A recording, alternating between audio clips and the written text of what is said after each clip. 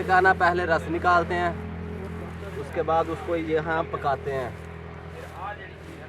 तकरीबन 1-1.5 घंटा ये पकेगी। उसके बाद मसलन के इसमें जब ये फुल तैयार हो जाएगी फिर इसको बाहर निकाल के उसमें डाल के फिर इसकी पेसियाँ लगा लेंगे और गुड़ तैयार हो जाएगा ताज़ा ताज़ा।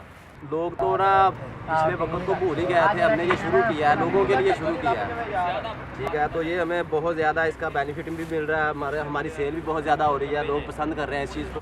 डेली सर हम तकरीबन कोई 60-70 kg जो है ना गुड़ वो यूँ हमारा ना सेल हो जाता है।